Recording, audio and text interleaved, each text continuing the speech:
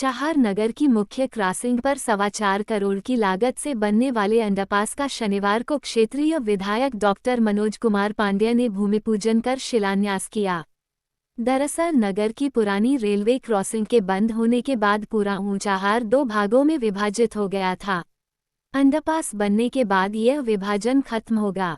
ऊंचाहार क्षेत्र के लोगों को अंडरपास के रूप में बड़ी सौगात मिली है। इस रेलवे क्रॉसिंग पर अंडरपास बनाकर सीधे आवागमन बहाल किया जाएगा। इस दौरान रेलवे विभाग के अधिकारी व बड़ी संख्या में लोग मौजूद रहे। शनिवार को आयोजित कार्यक्रम में पहुंचे क्षेत्रीय विधायक ने जनता को संबोधित करते हुए बीजेपी सरकार की उपलब्धियां गिनाते हुए कहा कि पहलगाम में हमारे देश के वीर जवानों ने अदम्य साहस का परिचय देते हुए पाकिस्तान को मुंहतोड़ जवाब दिया। इसके अलावा उन्होंने कहा कि ऊंचाहार की जनता के साथ वो हमेशा खड़े रहेंगे, क्योंकि आज वो जो कुछ भी इसी ऊंचाहार की जनता के बल पर है। इसके अलावा डलमू ब्लॉक प्रमुख शिवराम रावत, रोहनिया ब्लॉक प्रमुख राकेश पासी, जगतपुर ब्लॉक प्रमुख दल बहादुर सिंह, नगर पंचायत अध्यक्ष डलमू ब्रिजेश दत्त गौड़ ने भी संबोधन दिया। कार्यक्रम का संचालन मुन्ना मिश्रा दिया गया। इस दौरान विधायक ने विधानसभा के ऊंचाहार, जगतपुर, रोहनिया, दीनशाह गौरा मंडल के कार्यकर्ताओं तथा ऊंचाहार व्यापार मंडल के पदाधिकारियों को अंगवस्त्र देकर सम्मानित किया।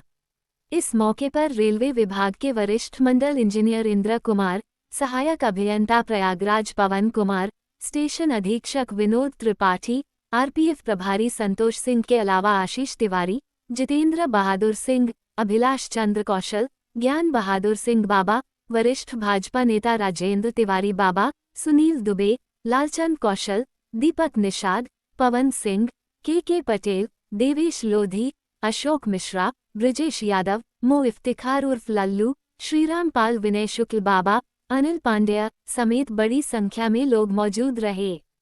रायबरेली ऊंचाहार से सागर तिवारी की रिपोर्ट। ब्रिज के बन जाने के बाद चाहे ऊंचाहार टाउन के लोग हों, चाहे ऊंचाहार देहात के लोग हों, चाहे पट्टी रैस कैथोल के लोग हों, चाहे कंदरामा के लोग हों, चाहे खरौली के हों, चाहे कोटरा बहादुरगंज के लोग हों और चाहे अरखा के लोग हों, जब उन्हें तहसील जाना पड़ता था तो 1 किलोमीटर उन्हें फ्लाईओवर पे पैदल चलना पड़ता था। साइकिल से होते थे तो साइकिल से चलना पड़ता था। उन्हें अगर इधर के लोगों को ब्लॉक जाना होता था तो 1 किलोमीटर उन्हें पैदल जाना पड़ता था। स्कूल के बच्चों को जब अपने स्कूल जाना होता था तो रेलवे क्रॉसिंग जिसमें उन्हें बड़ा खतरा था उसे क्रॉस करके जाना होता था। एक समस्या जहां हम लोगों की निदान हुई फ्लाईओवर बन जाने से, जहां ट्रैफिक नियंत्रण हुआ, वहीं इस रेलवे क्रॉसिंग के बंद हो जाने के बाद एक बड़ा संकट ऊंचाहार टाउन और ऊंचाहार ब्लॉक के लोगों के सामने आकर खड़ा हो गया। लोगों को आने जाने में एक बड़ी समस्या, इस धूप में, इस गर्मी में, इस वर्षा ऋतु में छोटे छोटे बच्चे आते और जाते थे। रेलवे क्रॉसिंग के बंद हो जाने के बाद ऊंचाहार जो एक प्राचीन व्यापारिक केंद्र है, और जो यहाँ व्यापारी भाई खड़े होंगे, बैठे होंगे, उजलते होंगे, उनके व्यापार में एक बहुत बड़ा नुकसान होना शुरू हो गया। कस्टमर नहीं आ पाते थे, व्यापारियों का धंधा भी चौपट हो रहा था। और जब ये समस्या लेकर के लोग हमसे मिले, यहाँ बैठे हुए हैं हमारे व्यापार मंडल के अध्यक्ष,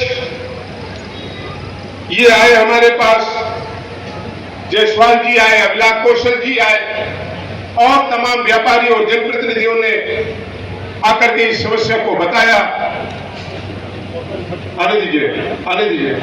उसी समय हमने ये तय किया था कि हम ऊंचाहार की जनता को कष्ट में नहीं रहने देंगे। हमें याद है कि हम 2 फरवरी को भारत सरकार के माननीय रेल मंत्री जी आदरणीय अश्विनी वैष्णव जी से हमने मुलाकात किया था। और जब मैंने माननीय रेल मंत्री जी, जो हमारे 15 साल पुराने भी हमारे परिचित हैं, उस ऊंचाहार की समस्या बताई तो वहीं बैठे एक रेलवे के बड़े अधिकारी ने कहा कि जहां फ्लाईओवर बन जाता है वहां मंडप पास नहीं देने का काम करते हैं। हो सकता है कि हमारे सहायक प्रबंधक जी इंद्रमणि जी को जानकारी हो। उन्होंने कहा कि टेक्निकल प्रॉब्लम है, हमने हिंदुस्तान में कहीं पर भी जहां फ्लाईओवर है वहां अंडरपास नहीं देने का काम किया।